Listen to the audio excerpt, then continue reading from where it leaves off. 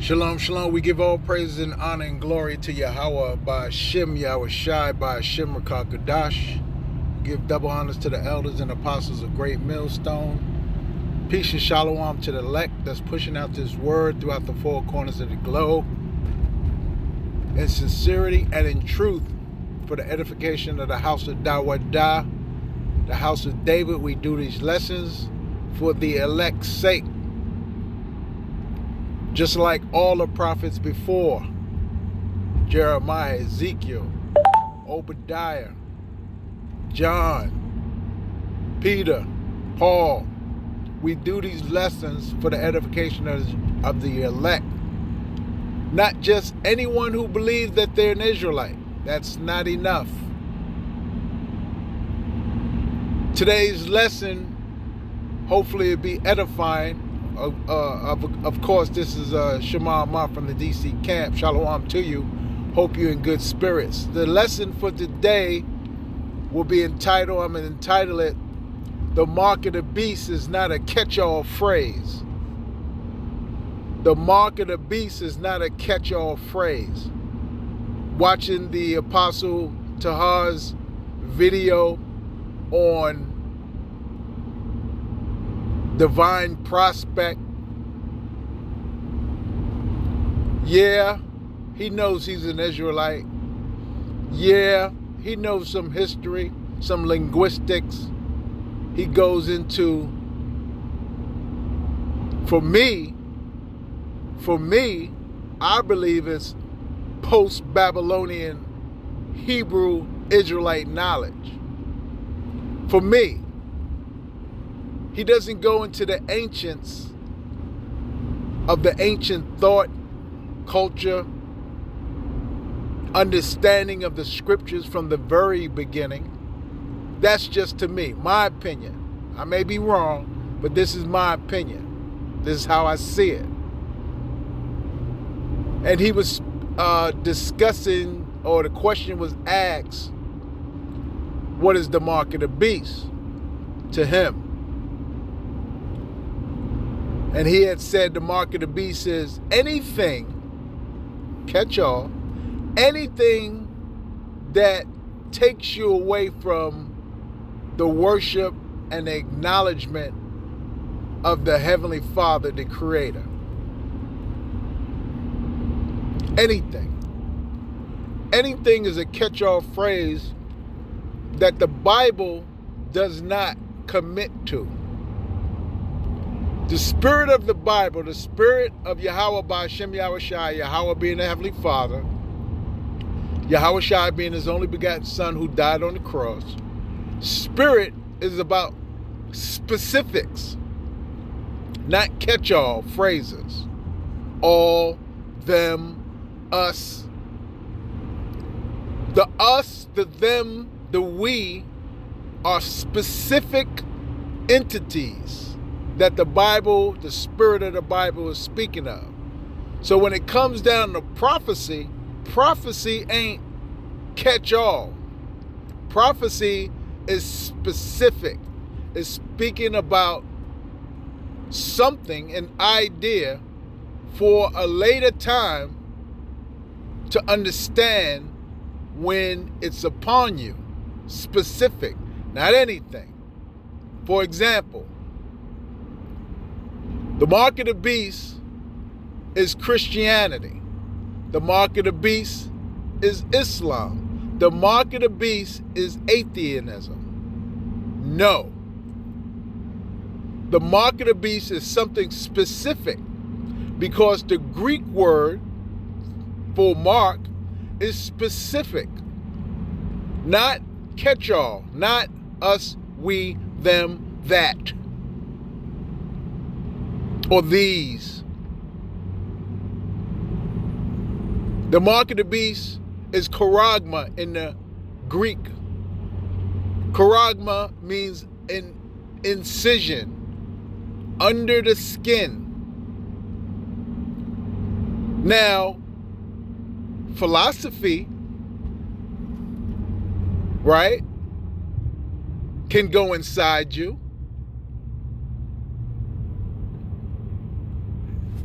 Homosexuality is a philosophy that can go inside your brain. Murder.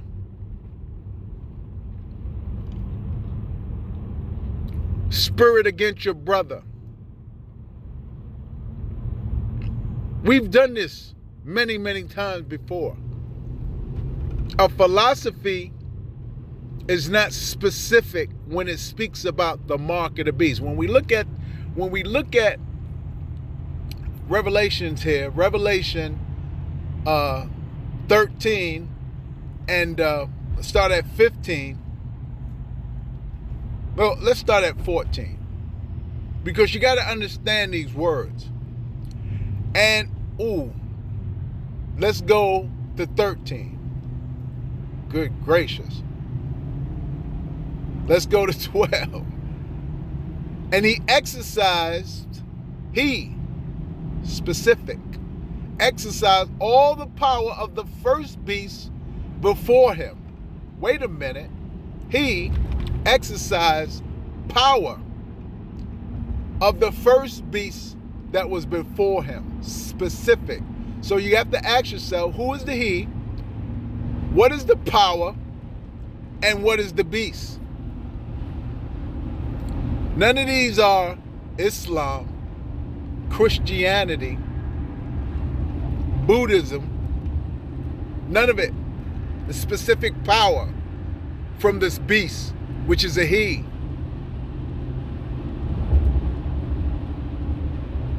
Cutting to the chase, because we don't have much time. It's been done before. Check the videos. He is Esau's power structure. Power is the structure or the power that's given to him from the very beginning. The power is the sword that he will use throughout the earth to gain his superiority on the people. Specific. Isaac didn't say, Esau, I would give you something that would give you power. Specifically, he said, you will live by the sword.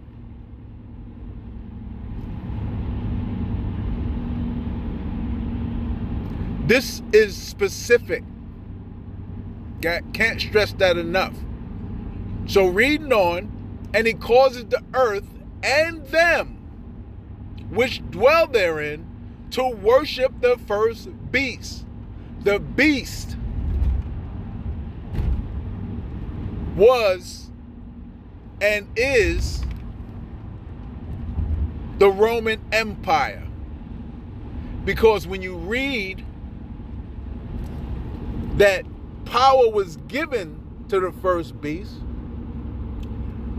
he was wounded and his wound was healed. This means he was given power. He was taken out of his seat or his authority. And in the last days, he will be given the power back for a short time.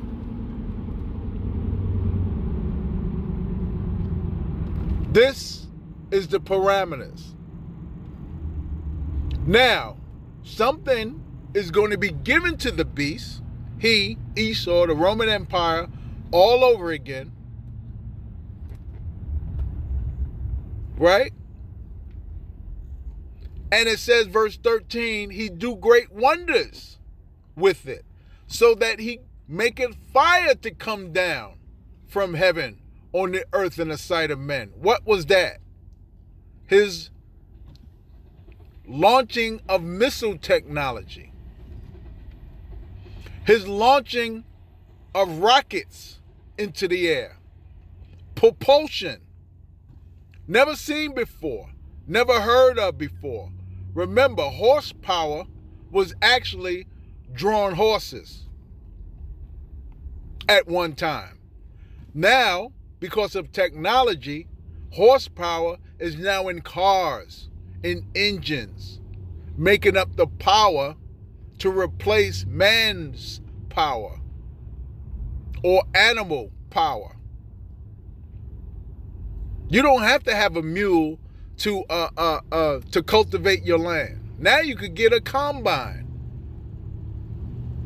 You can get machinery to do the work, whereas you don't have to work the horse to death or the mule to death. You don't have to drive around with a horse and buggy. Now you have a car.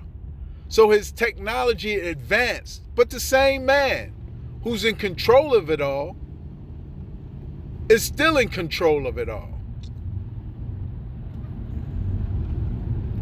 Where he exercised his power to control the people, as the scriptures say.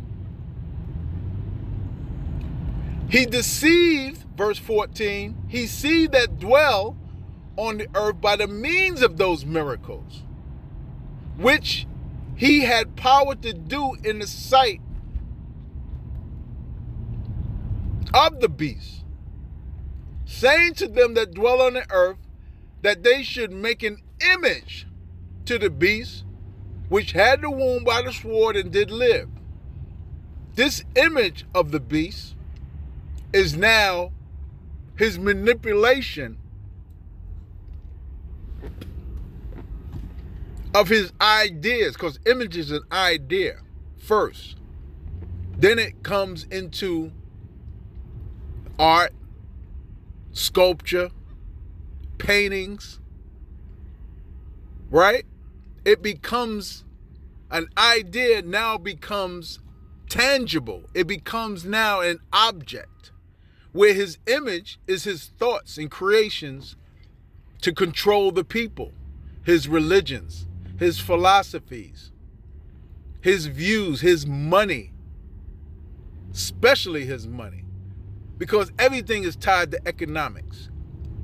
Everything. You make a sculpture, you have an idea, you make a sculpture, you make a painting, you draw a car, you make whatever come from your idea. Now you can make money from it. So everything is tied to economics. Everything. Everything. Since we live in this capitalized world, everything is money.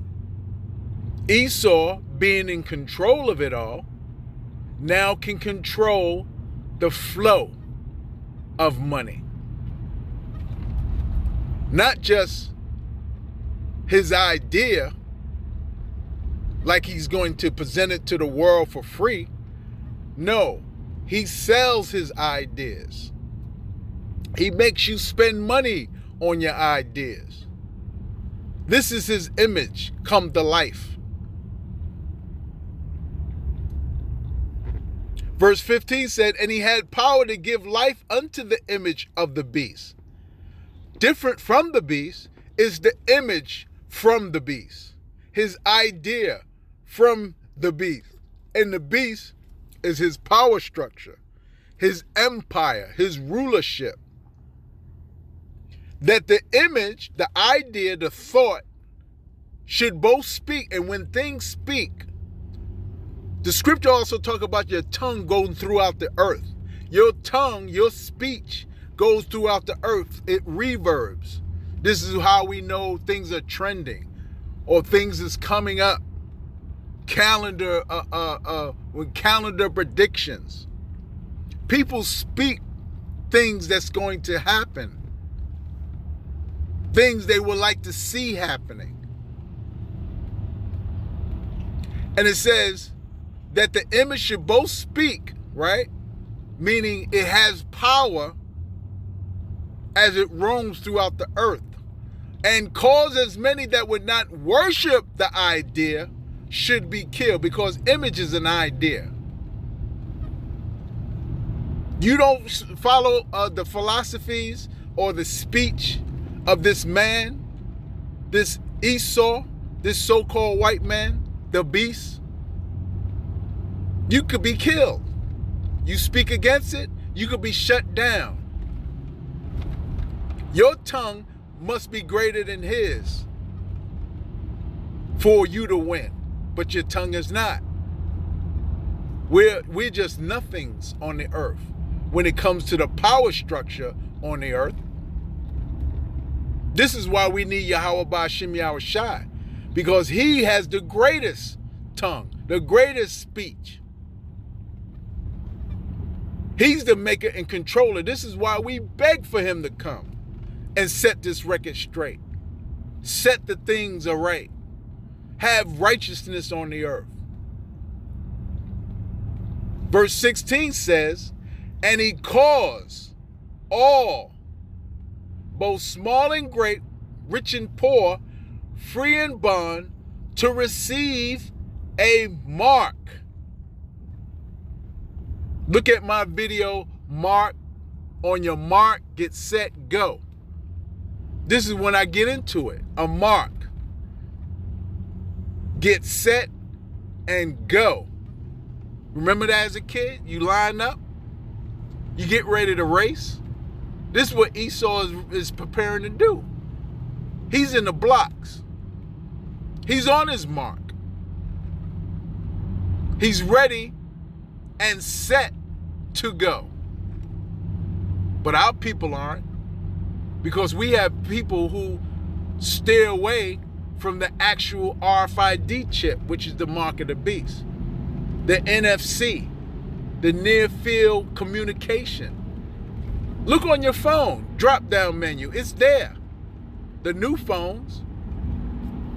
What is that? What is location on your phone? What is synchronization on your phone? What is that? Think about this technology this man has. It's in your hands. It's in everyone's hands. This is his idea on how to get ready, get set.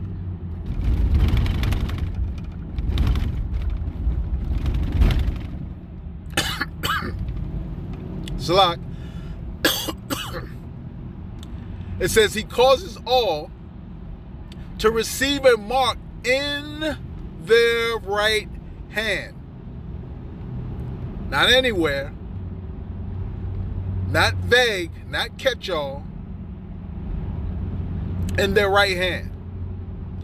It don't matter where it is in you. The only thing that matters that is in you.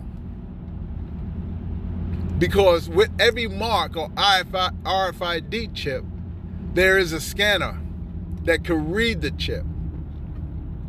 Everything is digital. So things can be what? Loaded and downloaded, uploaded too. He could refresh your box. Remember, there's a refresh button on your cable box? A refresh on your computer?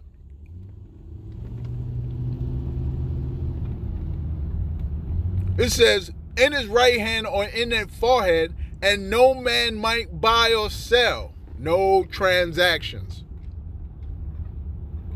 No transactions without his mark, without his RFID, radio frequency identification, mark, chip, device in you. You can't do it. You can't make nothing happen.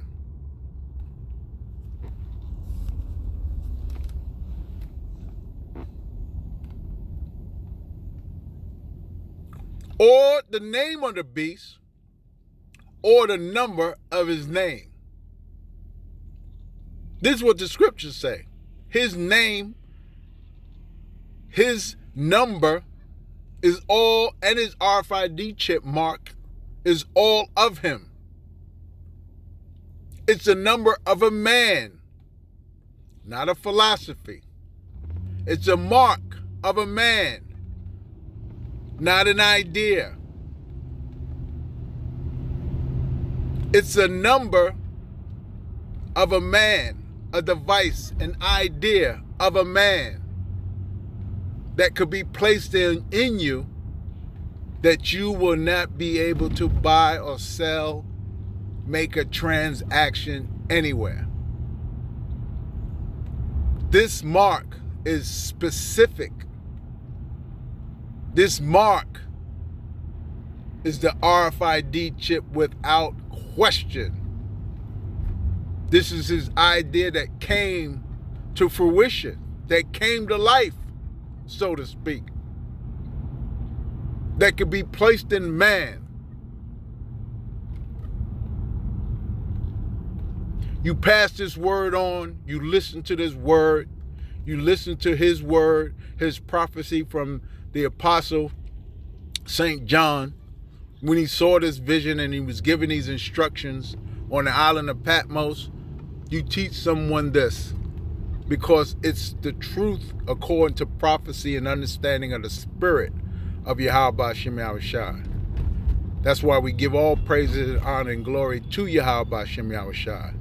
We give double honors to the elders and apostles of the great millstone. Peace and shalom to the elect that's pushing out this word throughout the four corners of the globe. Till next time, shalom.